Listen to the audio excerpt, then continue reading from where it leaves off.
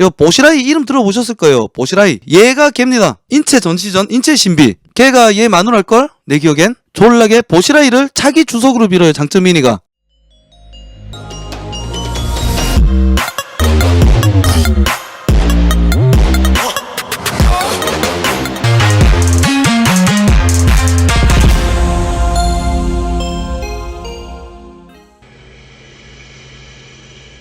근데 시진핑이 갑자기 이 새끼 졸라 난 놈이라니까? 어딨어? 아무런 영향 없는 새끼가 갑자기 일왕적견을 성공시켜. 자, 이제 시진핑이랑 보시라이랑 지금 둘이 경쟁한 사이지. 근데 갑자기 가만히 있던 아무런 실직도 없고 저 새끼 뭐야 저거? 병신 아니야? 저 바보네. 막 그러고 있던 시진핑이가 갑자기 일왕회견을 성공시켜. 그러면서 시진핑 주가가 확 뛴 거야. 주목받던 다음 후계자 중 하나였을 뿐이고 얘는 뭐 도대체 뭐야 도대체. 그냥 바본가 보다 뭐 하는 거 없네. 저는 뭐야 저거. 이러고 있었는데 갑자기 일본 왕이랑 만나버린 거지. 그러면서 확 주가가 뛰어. 그러던 상황에 여러분들이 좋아할 만한 건국 이래 중국 건국 이래 최대 권력 사건 보시라이 스캔들이 여기서 터집니다. 보시라이 스캔들. 보시라이 신복이 폭로를 했어. 나 이거 돈 먹였다고 생각해. 보시라이가 당 지도부에 전화를 도청을 한 거야, 이 새끼. 무서운 놈이지. 당 지도부에 전화를 도청을 한 거야. 나 이거 장점이랑 같이 붙어 먹었다고 봐. 당 지도부에 전화를 도청을 했고 쿠데타를 계획을 했다. 보시라이 사건. 그래서 조바심이 이렇게 무서운 거예요. 시진핑을 무력으로 제끼고 지가 스스로 차기 지도자가 되려고 했던 사건. 그게 보시라이 스캔들이에요. 그래서 군사위 부주석에 앉혀뒀던 쉬차이호 그리고 양서열 구위 저우융캉 법이 서기가 이 쿠데타에 관여돼 있었다. 이 누군지 보여줄게. 자, 보시라이 인물도 좋아요, 그죠? 야, 멋져. 어쨌든 역적이지. 쿠데타를 일으키려고 계획을 했다. 보시라이 인물도 좋죠.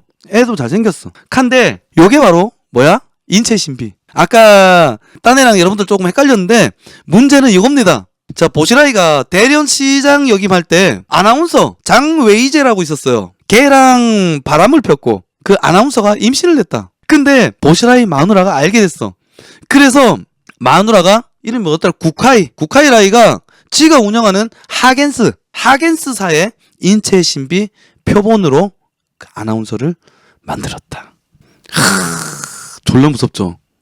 지금 노트리 누나도 얘기하시네. 장웨이제 얘기하시네. 예. 생물실에 두둥. 보시라이랑 바람 폈던 여자와 보시라이가 그 둘이서 만들었던 그 태아가 들어가 있는 채로 인체 신비에 두둥. 졸라 무섭죠? 윤케이. 박제된 거 나와. 점점. 여튼 얘네들이 다 누구냐? 전부 다 상하이방 애들이야. 전부 다 상하이방 애들이고 상하이방 하면 누구라고? 장점인 꼬봉들이 다 들통난 거야. 쿠데타를 하려고 다 준비했다가 다 들킨 거야. 그러니까 어떻게 되겠어요? 보시라이가 체포됐지. 보시라이가 체포가 됐는데 정법이 서기 저우융캉 정법이라는 게 공안이랑 무장경찰 그리고 검찰 국정원 재판부까지 통제하는 기관이에요. 그 보시라이를 체포해서 처벌하려는데 정법이 서기 새끼가 갑자기 개긴 거야. 그래갖고 중국 또 내전에 휩싸인다면서 막 전 세계가 이거 기사 비추고 그랬다니까. 그래서 보시라이 신변 확보 위해서 저우융캉 밑에 있는 무장경찰이 베이징 시내에 총출동했어. 그래서 인민해방군 군대랑 무장경찰이랑 서로 베이징 시내에서 막 대치하고 있었어요. 그래갖고 전쟁 나는 거 아니야 하면서 나 어릴 때도 이 뉴스 봤었거든. 되게 큰 사건이었어요. 외신들 중국 내란 조짐, 중국 내란에 입사이나 막 이러면서 외신들이 막 굉장히 다뤘던 사건들이다. 근데 결국에는 보시라이 처벌은 확정됐고 보시라이를 제압하면서 상하이방 애들 용이 됐던 애들 다음 후계자들 다 모가지를 댕강 쳤잖아요. 후진타오가. 장점인 세력들이 다 날아갔잖아. 상하이방 애들이. 이번에 이제 쿠데타 요거 계획했다가 싹 잡아가지고. 그래서 후진타오가 이제 자기 애들 꼽아놔야지. 요쪽 애들 자리가 몇 개 없는데 요 새끼들 모가지 날렸으면은 여기다 자기 애들 밀어넣게 해요. 그래서 다음은. 그래서 누구 집어넣냐? 리커창 얼마 전에 나왔죠. 이번에도 나왔어. 아직까지 있어. 그리고 리웬차오. 그리고 왕양도 얼마 전에 있었죠. 상임위에 있었어요. 이번에 잘려나간 애예요. 왕양, 리커창, 리위엔차오 요렇게 3명 이번에 잘려나간 애들이에요. 이게 요 당시에 낀 건 어떤 애들이에요. 20년 넘게 공천단 애들이 상임위에 꽂혀 있었는데 이번에 잘려나왔어. 근데 장점인이가 보통 애가 아니잖아요. 그래서 또 다시 20년이 뭐야? 한 30년 된 것 같은데? 2, 30년 됐어요. 공천당 vs 태자당, 상하이방 뭐 요렇게 얘기를 하는데 지금 태자당은 따로 놓은 애였잖아. 따로 놓은 애였는데 이번에는 상하이방에 태자당이 붙었대. 뭐 이런 기사였어요. 우리 장점인이가 뭐 했어? 후진타오, 측근, 당 중앙, 병공, 공청 주임. 병공 공청 주임. 링지화 요것도 얘기 많이 나왔을걸요. 그 아들 새끼 문제를 들고 나왔는데 짜잔. 자, 아들 새끼가 베이징 시내에서 까만색 페라리 끌고 막 운전해가지고 차를 막 들이받고 사고 내고 그랬었어요. 이 돈 어디서 났어? 그리고 거기다 저 새끼 음주운전이야. 그래서 중앙 경위국 요원 사적 이용 그리고 페라리 구입 대금 출처를 문제를 삼았어. 그래서 링지화 부인의 비리까지 추가적으로 발각이 됐다. 그래서 링지화가 당 통일전선 공작 부정으로 자천이 됐어. 그러고 나서 새 지도부 7명의 인사안이 나왔다 이게야. 한데 후진타오 세력이 지금 다 모가지 날아갔잖아. 그래서 리커창 단 한 사람만 남고 다 모가지 날았어. 후진타오가 후학을 길러낸 애들마다 다 모가지를 댕강댕강 날려가지고 후진타오만 남았었는데 여기서 후진타오가 졸라 신의 한수를 놓지. 여기 후진타오가 여기서 신의 한수를 놔요. 그건 뭐냐? 캐서린님 안녕하세요. 그리고 튜브님 서프라이즈 나온 것 같아요. 서프라이즈 그 보시라이 스캔들 보셨구나. 재밌죠? 자, 여튼 후진타오 장점인 지 혼자 남아있으니까 다음에 낀가 넣으려고 해도 자기 상임위원 7명을 넣어야 되는데 이 씨발 자기 사람 넣을 사람이 없는 거야. 그러니까 후진타오 어떻게 지 죽는 것만 이제 남았잖아. 지 죽는 것만 남으니까 완전 은퇴를 선언을 해버려요. 아, 나 안 해. 나 이제 안 할게. 살려줘. 그러면서 조건을 한 개 걸어요. 조건이 장점인과 동반 은퇴. 괜히 내가 이때 이 사진 올려놓은 거 아니거든. 아우 씹새끼 이러고 있잖아 장점인이. 장점인이 밑에 지가 키워놓은 용들이 있을 거 아니야. 근데 이 용들도 장점인이 이제 똥차가 가야 씨발 벤츠가 오지. 장점인이가 은퇴해야 지가 길을 피지. 하니까 알았어. 나 이제 그만둘게. 자, 장점인이 너도 같이 그만하자 나랑 같이 자폭하자. 자폭해버렸어. 하면서 그때부터 열린 게 뭐야? 요거라니까. 시진핑 시대가 도래한 거야. 시진핑 시대. 따호, 파잉, 호랑이든 파리든 다 때려잡겠다.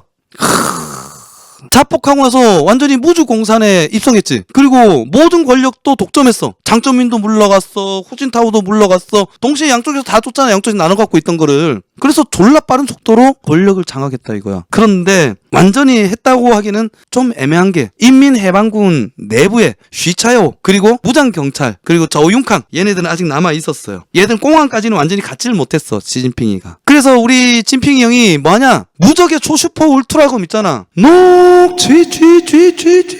요거 말고 초슈퍼 울트라 캡숑 간지검 부정부패와의 전쟁. 또다시 숙청 작업이 돌입된 거지. 그래서 시진핑 되자마자 사람들 얼마나 많이 때려잡았어요. 그래갖고 고보슝 그리고 시차요 그리고 저우융캉 상하이방 애들 다 대가리 쳐버린 거야. 다 대가리 쳐버리고 요 새끼들도 따고 보니까 얼마야? 부정축제 재산 대륙 클래스 전부 다 수조 원씩 나왔다 이거. 대륙 스타일 쩔지?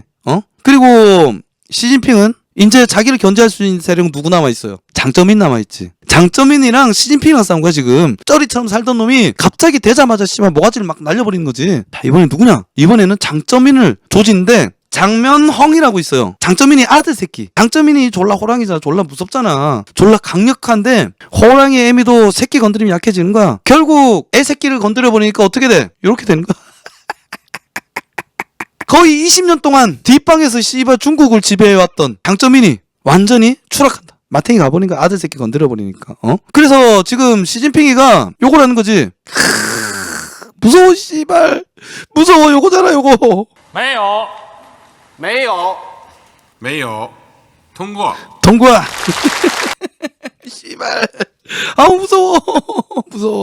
요렇게 전부 다 제거하고서 1인 독재 기반을 완전히 구축하게 됐지. 그리고 유일하게 남아있는 공산당 최고 기관, 최고 민주 형식의 기관이 상무위원이다. 사실상 7인 지배 체제겠지. 8인이지. 주석까지 하면은. 주석까지 해갖고 8명이서 지배하는 거야. 근데 이게 시진핑 독재의 가장 큰 걸림돌이란 말이야. 상임위원회가. 근데 이번에 반세력들, 자기 세력이 아닌 새끼들을 다 쪄내버린 거야. 마지막 남아있는 상하이방 애들, 마지막 남아있는 나머지 세력들을 다 쳐냈다. 그러니까 지금 시진핑 독재 체계가 드디어 완성됐다는 거예요. 지금 얼마나 큰 변화입니까? 얼마나 무서워.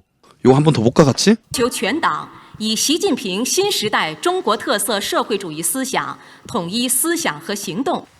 同意的代表请举手。 동의 더代表请举手. 저 새끼 사투리 쓰네? 不同意的请举手。没有，没有，没有没有，没有没有，没有没有，没有，没有通过。 통과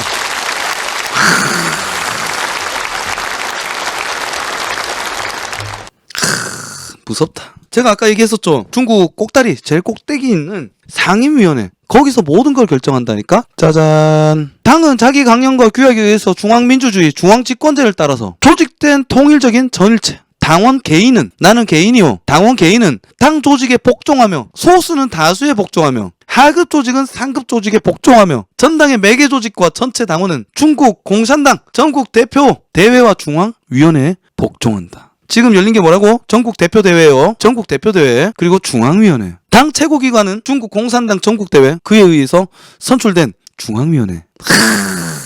그리고 시진핑이 되자마자 날렸던 부패와의 전쟁. 부패 관료들 해외 유출 금액 8천억 위엔. 그리고 해외 도피 부패 관료 18,000명. 그리고 해외 부패 관료 재산 111억 4천만 위엔. 그리고 캐나다 공항에서 압수한 중국인의 미신고 현금만 1,300만 달러. 그리고 2014년에 체포된 해외 도피 부패된 관료가 762명. 그리고 해외 도피한 중국 관료가 714명. 부패 사범들이 바깥에서 못 놀게 하겠다. 해외는 더 이상 탄간오리의 도피처가 아니다. 부패 관료 체포와 재산 몰수를 위한 영도소도 구성하고 도피범 현황을 완비하겠다. 해외 부패 관료 체포는 부패 만연을 막는 중요 수단이다. 아, 해외 부패 사범 건건 대중의 이 사회 공평 실현과 결부된 일이다. 난 그게 제일 무서워. 요 말도 많이 씨부렸지만은 호랑이든 파리 새끼든 다 때려잡겠다. 그리고 대국 굴기. 중국은 이제 대국이다 이거. 더 이상 도강량에 힘 숨기고 주변 애들한테 빌빌 쌀 필요 없다. 우리 더 이상 이제 힘을 과시하자. 하면서 졸라게 확장하고 있는 곳이 지금 중국인 거고 그 중에서 이제 첫발이 뭐야? 남중국해. 남중국해는 중국 바다다 이거야. 그러니까 요 남중국해를 지나간 새끼들은 전부 다 중국의 허가를 맡아라. 근데 야 한국이고 일본이고 전부 다 특히 에너지 주요 소재라든지 에너지를 반절 이상을 여기 말라카 해협을 여기 잘려있네. 요 밑에 말라카 해협을 통해서 요렇게 온단 말이야. 근데 지금 요쪽 말라카 해협 미국 애들이 막으니까 어떻게 돼? 말라카 해협 여기를 미국 애들이 막으니까 중국 애들이 태국 애들 꼬셔가지고 요쪽 여기 춘폰이라 그래요. 여기 다이빙 포인트 있는데 춘폰 여기다가 수로를 내가지고 요렇게 그들이 요리 통과하겠다 이거야. 말라카 해협은 미국 애들 때문에 못 나오니까. 중국이 지금 주변에 붙어있는 모든 국가들과 사이가 좋지 않다. 영해 그리고 영토를 놓고 실질적으로 전쟁을 벌이고 경제적으로 압박을 가하고 있는 중국. 그리고 우리나라 서해도 지긋거라고 우기고 있잖아. 그리고 얼마 전에 그거 봤죠? 문장이가 정권 바뀌자마자 우리는 몰랐습니다 하는데 중국 서해 잠정수역에 석유 시추 설비를 설치했다. 우리나라 서해에다가 저 빨대 꽂고 기름 뽑아가고 있었어. 문장 씹새끼가 몰랐을까? 너무 당연한 얘기지만 확장하는 제국 옆에 붙어있는 우리가 상대적으로 국력이 약한 나라인데 우리나라의 국익을 지키기 위해서는 누구랑 붙어 먹어야 될까? 당연히 미국의 손을 잡아야 될 거 아니에요? 한미일 공조가 있고 이미 근데 그거를 훼손하려 하고 중국 쪽에 졸라게 붙어가지고 빌빌 쌌던 게 누굽니까? 문장 정권이다. 문장 정권. 당연히 우리가 붙어야 될 쪽은 미국이다. 그리고 미국은 언제든지 우리에게 손을 내밀 준비가 되어 있고 실제로 내밀고 있었고 그래서 지난 문장 정권 때 외국에서 자꾸 불러주고 G7 이런 데서 문장이 불려가면서 빨갱이들은 문장이 잘해서 문장이 불려갔다고 착각을 하고 있는데 아니라니까. 지금 중국 새끼들이 삐딱하게 나오고 러시아 애들이랑 북한 애들이랑 붙어갖고 자꾸 불알 발광을 떠니까 자유진영과 공산진영이 나눠져서 신냉전 시대로 왔단 말이지. 그래서 원래 전쟁 직전에 벌어진 게 뭡니까? 경제 블록화거든. 경제적으로 타격을 입힌단 말이야. 전쟁 전에는. 그래서 경제 블록화가 이루어서 자유진영이랑 공산진영이랑 서로 대결을 하고 있고 이 때문에 자재값이 뛰고 있고 세계적으로 경제가 흔들흔들하고 있는 상황에 코로나도 오고 이러저러한 상황에서 힘드니까 더욱더 강하게 뭉쳐야 된다. 그래서 G7이 뭡니까? 사실상 선진국 클럽 아닙니까? 국제 질서의 룰을 정하는 곳이 그 G7입니다. 거기서 야 한국 너도 끼워줄게. 쿼드 들어올래? 중국 좋아야 되는데 일본만 갖고는 좀 그런데 바로 옆에 위치한 한국이 끼어들면 중국에게 조금 더 큰 파워를 발휘할 수 있을 것 같은데 너희 한국 끼워줄게 와. 그래서 불러드렸던 게 지난 G7 두 번 연속으로 불렀던 게 그겁니다. 호주에도 가고 여러 군데 돌아다니면서 문장 씹새끼가 졸라게 큰 대접 받았잖아. 근데 그거 부르면 저 새끼 하는 소리 항상 뭐야? 중국 올림픽 보이콧 할 거지? 오호 저는 들은 바가 없습니다.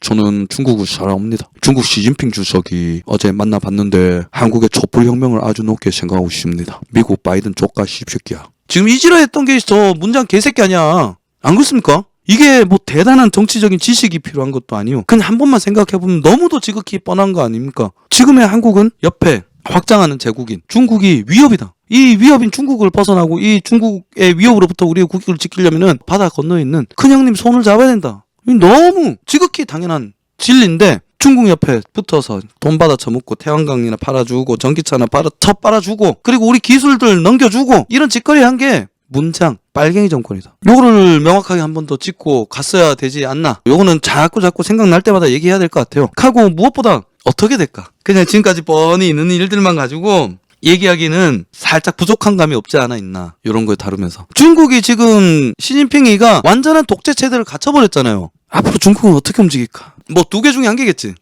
보다 강력한 집권화를 위해서 더욱더 공격적으로 확장을 하거나 아니면 자기 집권 안전화를 위해서 미국과 손을 잡거나 두 개 중에 한 게 아닐까요? 여기서 여러분들은 어떤 쪽으로 하실까? 잠깐만요. 시진핑, 중국. 앞으로 중국과 미국 어떻게 될까?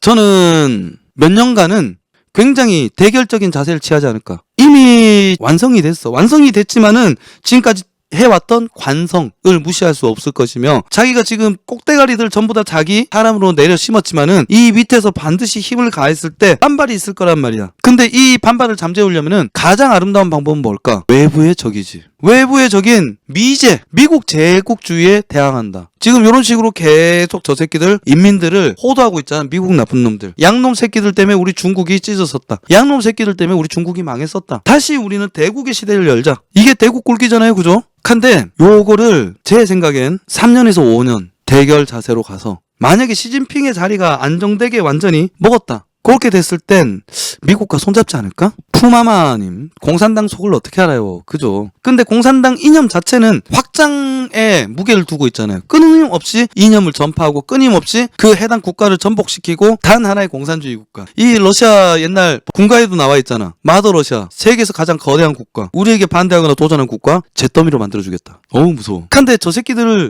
공산주의 이념일까? 아니면은 시진핑의 독재 시대로 가는 것일까? 요게 가장 큰 관건이 아닐까 싶습니다. 자, 허성수님, 올해 명목 GDP는 미국 25조 달러, 중국 20조 달러 거의 따라잡았습니다. 중국이 미국 패권에 분명히 도전하게 되어 있습니다. 도전하고 있죠. 근데 중국 입장에서는 저것들이 할 게 많잖아. 국가 개발 할 곳이 졸라게 많아요. 자체 발광이 된다는 거지. 그래서 중국 입장에서는 시간을 두면 둘수록 자신들에게 유리하다. 근데 이제 시진핑의 입장에서 자신의 권력만 놓고 봤을 때 지금까지는 미국에다가 적대적인 자세를 취했을 때 지가 권력을 장악하기 유리했으나 지금 완성이 됐잖아. 완성이 됐고 1, 2년 사이에 완전히 자리를 잡을 것이다. 빠르면 1, 2년, 길면 3년에서 5년. 그래서 늦어도 5년 안에 자리가 제대로 잡아지면 중국이 유화적으로 돌아서지 않을까? 왜냐하면 자기가 지금 권력의 정점이었으니까 뺏기지 않으려면. 밑에서 어떤 대단한 세력이 일어나지 않는 이상 모험을 할 필요가 없지. 그죠? 평화의 사도님, 시진핑의 소가리는 소수 부족이 독립을 하려고 하기 때문에 그거는 언제나 있는 위험이죠. 언제나 있는 위험이지. 그리고 그런 같은 의미로 저는 우리 고대사 다시 한번 우리 연구해야 된다니까. 저는 대한민국이 북한도 먹고 일본도 먹고 우리 동북땅도 되찾았으면 좋겠어요. 그래서 제가 우리 동포들 우리나라 와서 범죄를 많이 저지르고 희한한 짓거리 하는 거 많이 보고 있죠. 혐오스럽고 싫습니다. 근데 그렇지 않은 분들도 있고. 한데도 불구하고 저 사람들 조선족이라고 굳이 안 부르고 동포라고 부르는 이유는 결국에는 나는 영토를 되찾았으면 좋겠으니까. 우리나라가 중국 같은 나라 함부로 깜짝거릴 수 없는 강대국이 되길 바라니까. 그래서 영토의 개념은 결국에는 이 자국민들이 인식하는 영토의 넓이거든. 우리가 시료 지배하는 곳이 영토가 아니라 우리 자국민들이 인식하고 있는 영토의 크기가 실제 이 국가의 크기라고 저는 생각을 합니다. 그랬을 때 우리가 나중에 동북땅을 되찾아오고 중국이 만약에 어떤 큰 사태로 이제 붕괴가 된다든지 약해졌을 때 우리가 반대로 힘이 강해졌을 때 이 영토를 차지하려면은 논리가 있어야 될 거 아니야. 헤게모니가 있어야 될 거 아니야. 그게 역사라고 저는 생각합니다. 때문에 중국에 있는 동포들 조선족이라고 굳이 우리가 멀리하고 우리를 싫어하게 만들 필요가 없다. 그때는 우리 편이 될 거니까. 그리고 이용해야 된다. 허성수님, 지금 중국이 바짝 숙이고 미국이 협조적으로 나가는 것 같은데 언젠가 불고기씨 튀길 거는 확실함. 그죠? 저도 그렇게 생각합니다. 그랬을 때 우리는 어디에 손을 잡아야 되는가? 당연히 미국이어야 되지 않겠습니까? 그리고 X님, 대만이 우리가 될 수도 있어요. 긴장해야 합니다. 그죠? 긴장해야 됩니다. 중국이 어떻게 움직이는지 우리는 계속 보고 알아야 돼. 저 새끼들의 습성을. 저 새끼들이 어떻게 움직일지. X님, 그들은 중국 편일 텐데요. 만약에 그때 가서 말이야. 경계는 항상 해야 되죠. 근데 그때 가서 제가 단을 달았잖아요. 중국이 분열하거나 중국이 힘이 약해지고 우리가 강성해졌을 때 우리가 북한을 먹게 됐을 때 그들이 그때도 중국 편을 들까라고 저는 생각을 합니다. 합니다. 자, 일단 봅시다. 슉.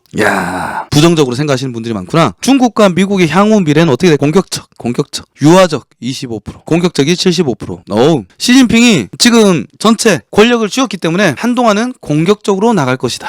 저도 생각을 좀 많이 해볼게요. 그래서 저희 내피셜은 한 5년간은 강력하게 나가다가 5년 뒤에는 안정적이 될 것이다. 유화적으로 변하지 않을까라고 저는 기대를 보는데 일단 공격적이라고 보시는 의견들이 대부분이네요.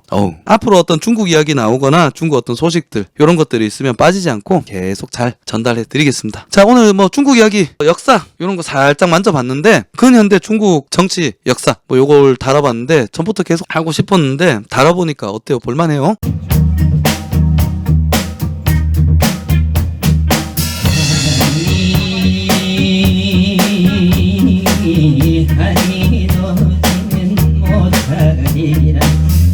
창문을 닫혀도 스며드는 달빛 마음을 달래도 파고드는 사랑 사랑이 달빛이냐